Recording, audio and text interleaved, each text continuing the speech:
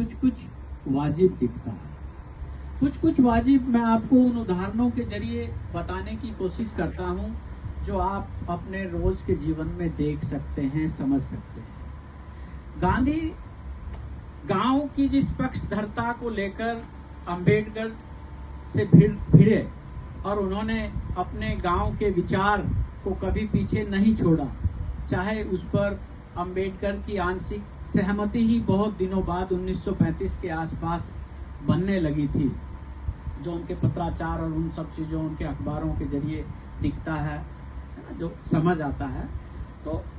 क्योंकि कहते थे कि दलितों का, कमजोरों का, महिलाओं का उत्थान गांव के बजाय एक शहरी भारत में आसानी से संभव है। वो उतना मुकम्मल सफलता के साथ अपने आज के गांव के, नगरों के उस ढांचे को, उस संरचना को देखकर नहीं लगता, क्योंकि गांधी जिस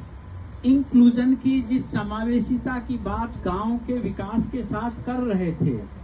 वो अलग थी। और शहर जिस तरह से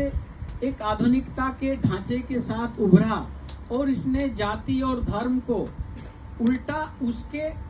उस मूल स्वरूप में और कट्टर बनाया, इसे समझा जा सकता है जब हम अपने गाजियाबाद, दिल्ली, एनसीआर, मेरठ, इन शहरों का ढांचा देखते हैं, घूमते हैं, समझते हैं कि वहां पर एक मुस्लिम इलाका अलग डेवलप हो रहा है, एक दलित इलाका अलग डेवलप हो रहा है, धार्मिक कट्टरता अलग डेवलप हो रही है। अगर वो सामंतवाद के गढ़ थे तो हमारे शहरों ने, इस आधुनिकता ने उस समाज में क्या बदलाव लाया। जब हम देखते हैं कि ये जाट कॉलोनी है, ये गुजर कॉलोनी है, ये काशीराम कॉलोनी है, ये अंबेडकर नगर है, ये जुल्हाव की मस्जिद है, ये सक्को की मस्जिद है, तो ये कौन सा आधुनिक शहर बनाया?